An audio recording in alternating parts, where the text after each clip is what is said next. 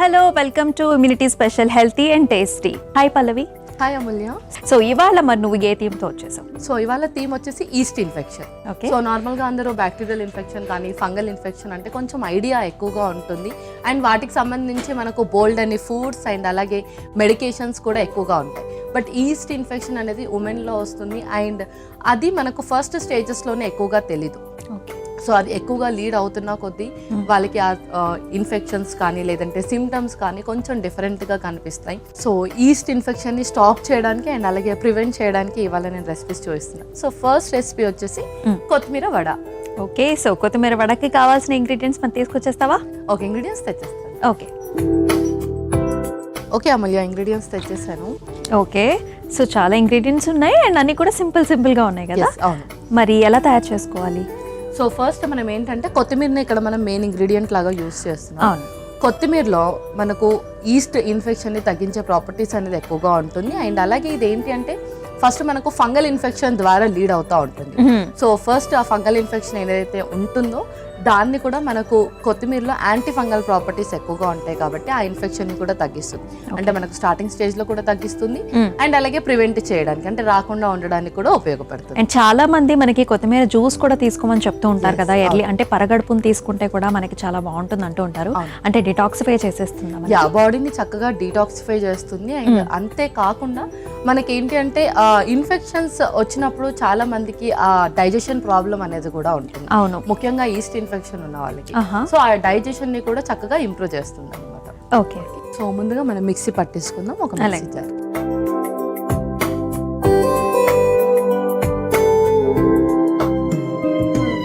ఇందులో ఫస్ట్ మనం కొంచెం కొత్తిమీర వేసుకుంటున్నాం.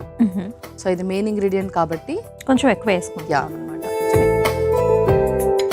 ఒక కట్ట వేసేసుకోవచ్చేమో. ఒక కట్ట వేసేసుకోవచ్చు.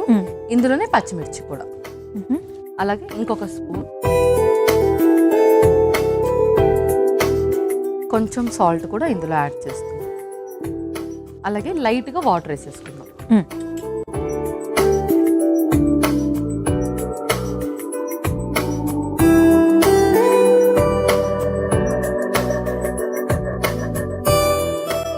దీన్ని మిక్సీ పట్టేసుకోవాలి. ఓకే.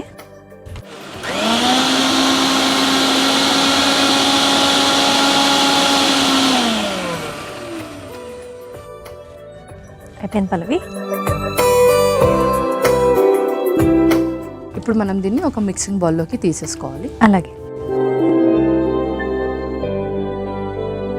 ఫస్ట్ మనము ఇది బేసన్తో చేస్తున్నాం, శనగపిండితో చేస్తున్నాము. ఫస్ట్ కొంచెం శనగపిండి. ఓకే. ఇందులోనే తయారు చేసుకున్న మన కొత్తిమీర పేస్ట్.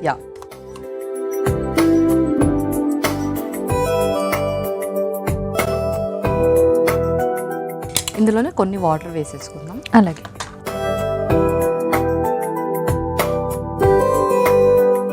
సరిపోతాయా?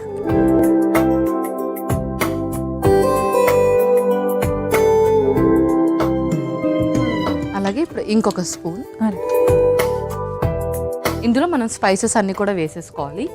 సో ఎలాగో పేస్ట్ లో మనం సాల్ట్ యాడ్ చేసాం కాబట్టి ఇంకొంచెం లైట్ గా యాడ్ చేస్తున్నాను. సరిపడా రుచికి సరిపడా వేసుకుంటే సరిపోతుంది. కొంచెం పసుపు. ఓకే. అలాగే కొంచెం గరం మసాలా, కొంచెం ధనియా పౌడర్ కూడా. ఓకే. ఇందులోనే కొంచెం జీలకర్ర, ఆవాలు, కొంచెం కారం కూడా. సో ఆల్రెడీ మనం కొంచెం పచ్చిమిర్చి వేసాం కదా పల్లవి. సో మళ్ళీ ఇంకొంచెం కారం వేసుకోవాలా? ఇంకొంచెం కారం వేసుకోవాలి. ఎందుకంటే బేసన్ అండ్ కొత్తిమీర ఏదైతే ఉందో అది కొంచెం బ్యాలెన్స్ చేస్తుంది అన్నమాట.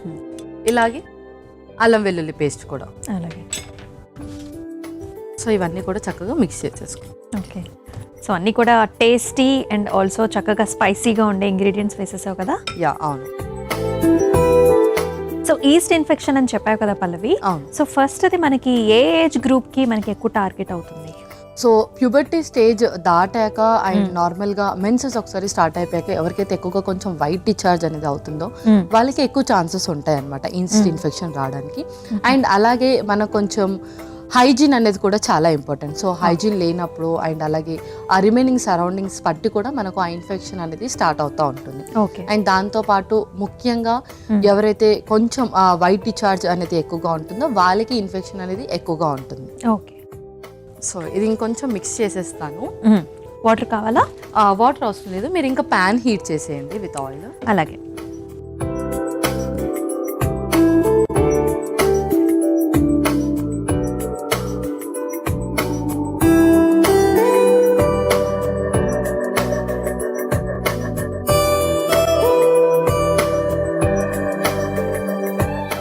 ఇందులోనే మనం లైట్గా లెమన్ కూడా స్క్వీజ్ చేస్తున్నాం. ఓకే.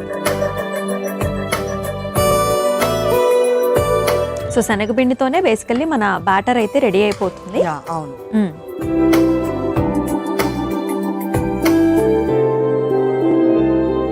సో ఇంకొంచెం లెమన్ కూడా స్క్వీజ్ చేద్దాం. సో ఇదేంటంటే మనకు ఇమ్యూనిటీని చక్కగా ఎన్హాన్స్ చేస్తుంది కాబట్టి ఇమ్యూనిటీ మనకు ఎక్కువగా ఉన్నప్పుడే ఇన్ఫెక్షన్స్ ఏదైనా తక్కువ అవుతుంది అండ్ అలాగే ప్రొటెక్ట్ కూడా చేసుకోగలుగుతాం. అవును.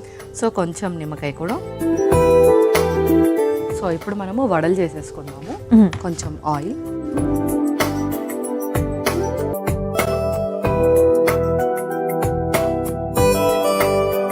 సో కొంతమంది చెప్తూ ఉంటారు నాకు ఆరెంజ్ జ్యూస్ పడదండి, నేను డైరెక్ట్గా అలా తాగలేను అని కూడా కొంతమంది చెప్తూ ఉంటారు కదా. సో అలాంటి వాళ్ళు ఏంటంటే రిమైనింగ్ ఇంకేదైనా వైటమిన్ సికి సంబంధించిన ఇంగ్రీడియంట్స్ కూడా ఇంక్లూడ్ చేసుకోవచ్చు.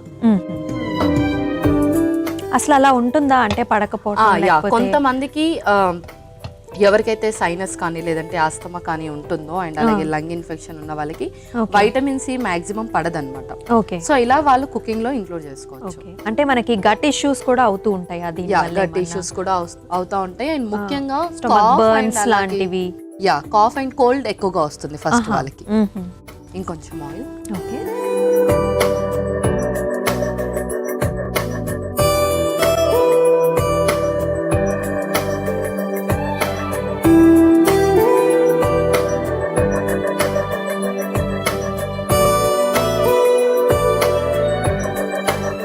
సో చక్కగా గ్రీన్ వడలు రెడీ అయిపోతున్నాయి. భలే కలర్ఫుల్ గా ఉంది పల్లవి. కొత్తిమీర ఎవరైనా కొంచెం టాపింగ్స్ లాగానే ఎక్కువగా ఇంక్లూడ్ చేసుకుంటారు. అవును కదా. బట్ మెయిన్ ఇంగ్రీడియంట్ అదే ఇంక్లూడ్ చేసుకోవడం చాలా తక్కువ.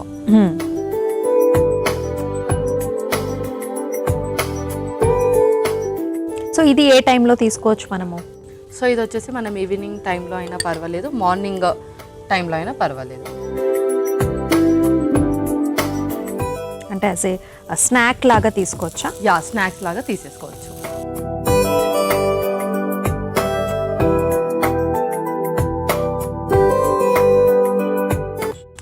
సో పల్లవి చక్కగా మన వడలు అయితే రెడీ అయిపోయినట్టున్నాయి కదా. సో అయిపోయినట్టేనా? ఇంకా అయిపోయినట్టే, మనం సర్వ్ చేసేసుకుందాం. అలాగే.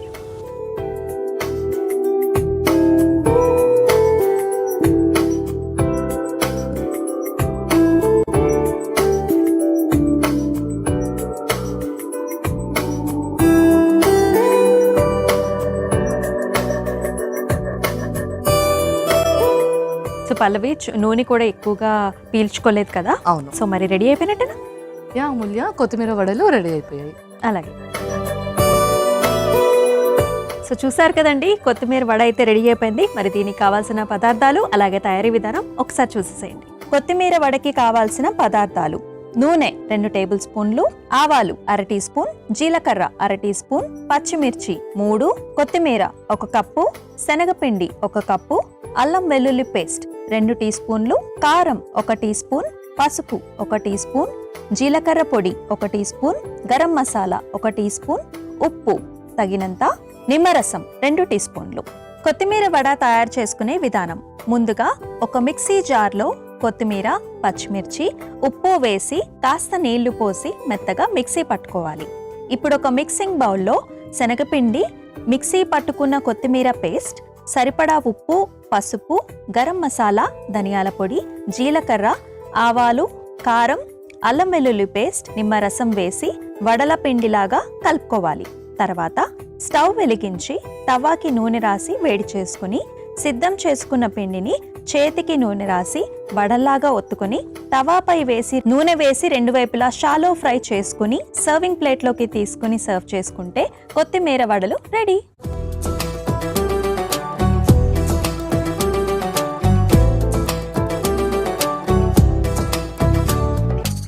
సో చూసారు కదండి కావాల్సిన పదార్థాలు అలాగే తయారీ విధానం. సో పల్లవి మరి టేస్ట్ చేద్దామా? ఓకే.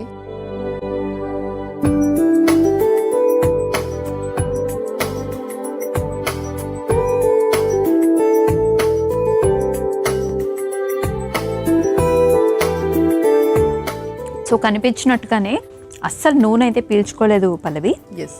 టేస్ట్ కూడా ఫ్లేవర్ చాలా బాగుంది. అవును. అంత కొత్తిమీర వేసినప్పటికీ కూడా మనకి అంటే అంతా సెట్ అయిపోయింది. సో మనం చక్కగా పచ్చిమిర్చి వేసుకున్నాము, కొత్తిమీర అంతా కూడా బ్లెండ్ అయిపోయి చాలా టేస్టీగా ఉంటుంది.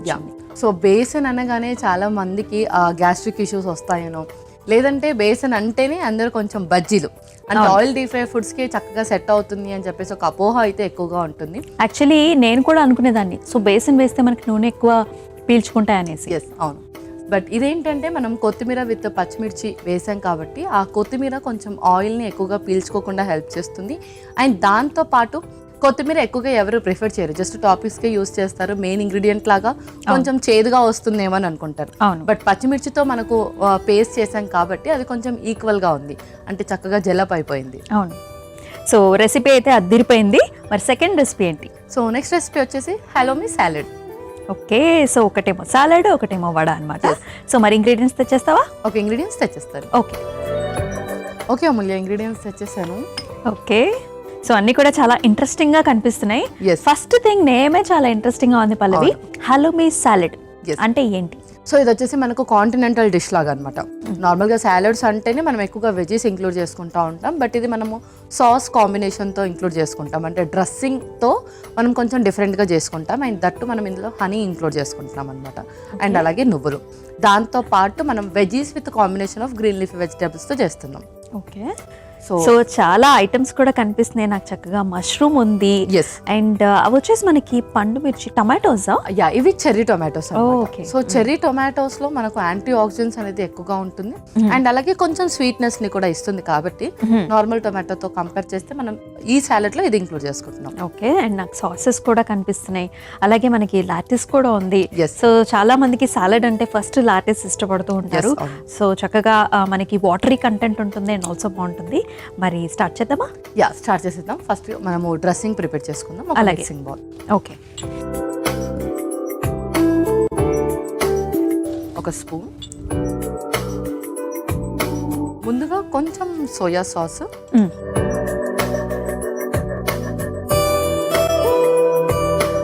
అలాగే కొంచెం వెనిగర్ కూడా ఇందులోనే. ఓకే.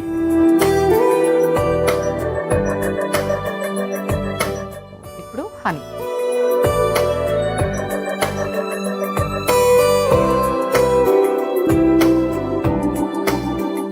ఇంకొక స్పూన్,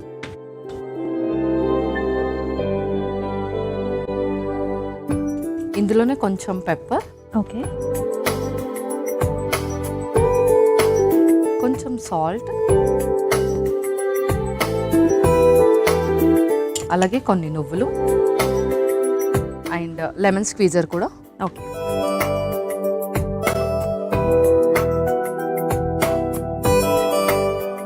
సో ఇందులో మనం కొంచెం లెమన్ కూడా స్క్వీజ్ చేస్తాం. సో ఇంచుమించు ఒక ½ టేబుల్ స్పూన్ వరకు సరిపోతుందేమో కదా? యా, సరిపోతుంది.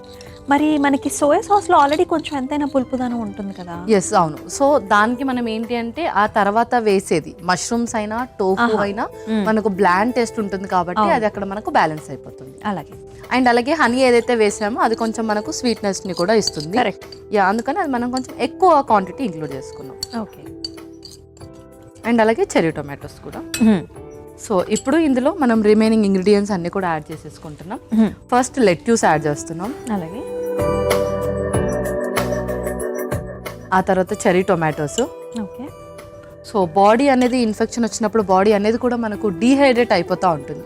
సో అది మళ్ళీ మనము రీహైడ్రేట్ చేసుకోవాలి అంటే వాటర్ కంటెంట్ ఉన్న వెజిటేబుల్స్, ముఖ్యంగా ఆనియన్ కానీ, లేదంటే చెర్రీ టొమాటోస్ కానీ, లెట్యూస్ కానీ, అండ్ మష్రూమ్స్లో కూడా మనకు వాటర్ కంటెంట్ అనేది ఎక్కువగా ఉంటుంది కాబట్టి కొంచెం అలాంటి ఉన్న ఇంగ్రీడియంట్స్ ఎక్కువగా యాడ్ చేసుకోవచ్చు. కీరా దోసకాయ లాంటివి. యా, కీరా కూడా యాడ్ చేసుకోవచ్చు. అలాగే నెక్స్ట్ మష్రూమ్స్ కూడా. ఓకే. నెక్స్ట్ ఇన్ఫెక్షన్ అన్నప్పుడు మనం ఖచ్చితంగా అల్లం అండ్ వెల్లుల్లి అనేది తప్పకుండా అది కూడా ఇలా పీసెస్ లాగానే ఇంక్లూడ్ చేసుకోవాలి. ఓకే. సో ఫ్రెష్గా కట్ చేసుకున్న దాంట్లోనే మనకి ఎక్కువగా యాంటీబయాటిక్ అండ్ అలాగే యాంటీవైరల్ ప్రాపర్టీస్ ఉంటాయి కాబట్టి అల్లం మనం ఖచ్చితంగా ఎవ్రీడే మన డైట్లో ఇంక్లూడ్ చేసుకుంటూ ఉండాలి. ఓకే. అండ్ అలాగే వెల్లుల్లి కూడా అవి కూడా మనం ముక్కలు రూపంగానే తీసుకున్నాం, ముక్కల రూపంగా తీసుకోవాలి. నెక్స్ట్ క్యారెట్ వచ్చేసి ఏంటి అంటే మనకు ఇందులో ఇమ్యూనిటీని ఎన్హాన్స్ చేసే ప్రాపర్టీస్ ఎక్కువగా ఉంటాయి. సో ఏదైనా మనం మెడికేషన్స్ వాడుతున్నామంటే మన బాడీ ఇమ్యూనిటీ స్ట్రాంగ్ గా ఉంటేనే ఆ మెడిసిన్స్ అన్ని కూడా అబ్జర్వ్ అవుతాయి. కాబట్టి ఫస్ట్ మనకి ఇమ్యూనిటీ ఉంటేనే మనం తీసుకోబోయే మెడిసిన్స్ కూడా అబ్సార్ప్షన్ కి పనికొస్తాయి కదా. అవును, తప్పకుండా. అలాగే సో కొంచెం క్యారెట్ కూడా. ఓకే. ఇందులోనే ఆనియన్స్. సో ఇది డైజెషన్ కి చక్కగా ఉపయోగపడుతుంది. అండ్ వేరే మెడికేషన్స్ అంటే కొంచెం స్టిరాయిడ్స్ లాంటి వాళ్ళకు కూడా ఎక్కువగా పడనప్పుడు ఇలా కొంచెం ఆనియన్ తీసుకుంటూ ఉండాలి. ఓకే. నెక్స్ట్ మనం టోఫు. సో ఏదైనా సరే మనకు ఎనర్జీ కావాలంటే ఫస్ట్ గుర్తొచ్చేది ప్రోటీన్ కాబట్టి ప్రోటీన్ కూడా ఖచ్చితంగా ఉండేటట్టు చూసుకోవాలి. టోఫు కాకపోయినా రాజ్మా అయినా సోయా అయినా పన్నీర్ అయినా కూడా ఇంక్లూడ్ చేసుకోవచ్చు. ఓకే. సో తర్వాత టోఫు కూడా. సో ఇప్పుడు దీన్ని అన్నిటిని కూడా చక్కగా మిక్స్ చేసేసుకుందాం. సో ఈ సాలడ్ని ఎప్పుడు తీసుకోవచ్చు మనం? సో ఇది వచ్చేసి ఇందులో మనము maximum protein and fibre include చేసుకున్నాం కాబట్టి లంచ్లో అయినా తీసుకోవచ్చు, డిన్నర్లో అయినా తీసుకోవచ్చు. జస్ట్ మనం సాస్ ఇంక్లూడ్ చేస్తున్నాం కాబట్టి మనం దీన్ని ఎర్లీ మార్నింగ్ ప్రిఫర్ చేయట్లేదు. అదర్వైజ్ మనం సాస్ కాకుండా నార్మల్ ఆలివ్ ఆయిల్తో డ్రెస్సింగ్ చేసుకుంటే కనుక మార్నింగ్ కూడా తీసేసుకోవచ్చు. సో చక్కగా కలిపేసుకున్నాం కదా పల్లవి. చక్కగా జలప్ అయిపోయాయి అన్ని కూడా. అండ్ మనం ఇలా చేసుకొని కొద్దిసేపు సోక్ చేస్తే కూడా మనం ఏదైతే డ్రెస్సింగ్ ప్రిపేర్ చేస్తామో అవన్నీ కూడా చక్కగా మనం యాడ్ చేసిన ఇంగ్రీడియంట్స్ అన్నిట్లో కూడా చక్కగా జలప్ అయిపోతాయి. మనం చాలా సేపు కూడా వెయిట్ చేసేసాం. అవును. సో యాక్చువల్లీ మామూలు సాలడ్ అయితే అంటే రెడీమేడ్ గా అలా కలుపుకుని తినేస్తారు. సో ఇలా సాస్ వేసి అయితే కొంచెం ఒక 10 నిమిషాలు వెయిట్ చేస్తే టేస్ట్ ఇంకా బాగా వస్తుంది కదా. అవును. సో మరి రెడీ అయిపోయినట్టేనా? మన సాలడ్ రెడీ అయిపోయింది. ఇంకా సర్వ్ చేసుకుందాం.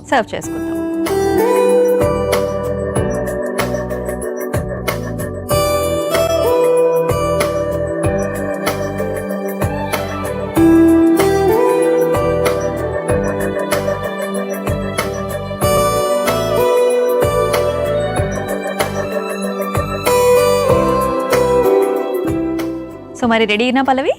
అమూల్య, హలో మీ సాలడ్ రెడీ అయిపోయింది. ఓకే. సో చూస్తారు కదండి, చక్కటి హాలోమీ సాలడ్ చాలా టేస్టీగా ఉండబోతోంది. సో మరి దీనికి కావాల్సిన పదార్థాలు అలాగే తయారీ విధానం మరొకసారి మీకోసం. హాలోమీ సలాడ్ తయారు చేసుకోవడానికి కావాల్సిన పదార్థాలు: సోయా సాస్ 2 టీ స్పూన్లు, తేనె 2 టీ స్పూన్లు, ఆలివ్ ఆయిల్ 2 టీ స్పూన్లు, వెనిగర్ 2 టీ స్పూన్లు, అల్లం ముక్కలు కొద్దిగా, వెల్లుల్లి ముక్కలు కొద్దిగా, మిరియాల పొడి 1 టీ స్పూన్, ఉప్పు సరిపడా, నువ్వులు 1 టీ స్పూన్, నిమ్మరసం 2 టీ స్పూన్లు, క్యారెట్ తురుము 1 cup, lettuce 1 cup, cherry tomatoes 1 cup, ఉల్లిపాయ ముక్కలు 1 కప్పు, మష్రూమ్స్ 1 కప్పు, టోఫు ముక్కలు 1 కప్పు. హలోమీ సలాడ్ తయారు చేసుకునే విధానం: ముందుగా మిక్సింగ్ బౌల్లో సోయా సాస్, వెనిగర్, తేనె, మిరియాల పొడి, ఉప్పు, నువ్వులు, నిమ్మరసం వేసి ఒకసారి కలుపుకోవాలి. తర్వాత అందులో లెటిస్, చెరీ టమాటోస్, మష్రూమ్స్, అల్లం తురుము, వెల్లుల్లి తరుగు, క్యారెట్, ఉల్లిపాయల ముక్కలు, టోఫు ముక్కలు వేసి బాగా కలిపి సర్వింగ్ బౌల్లోకి తీసుకుంటే హలోమీ సలాడ్ రెడీ.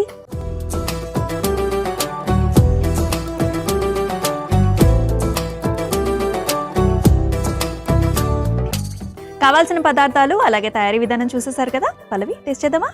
ఓకే.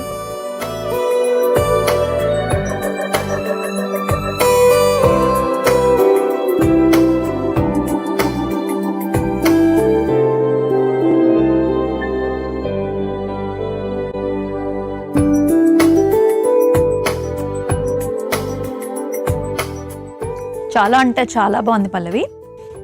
సో చక్కగా మనకి హలోమీ మనకి అది కూడా వేసాం కదా, ఇంగ్రీడియంట్స్ కూడా చాలా బాగా జెలప్ అయ్యాయి. టొమాటో టేస్ట్ అయితే అద్దరిపోయింది. అండ్ మనకి ఆ లాటిస్ టేస్ట్ కూడా నాకు చాలా బాగా తెలుస్తుంది.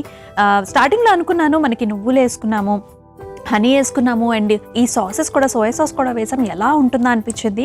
కానీ చాలా అంటే చాలా టేస్టీగా ఉంది, అలాగే హెల్తీగా కూడా అనిపించింది నాకు.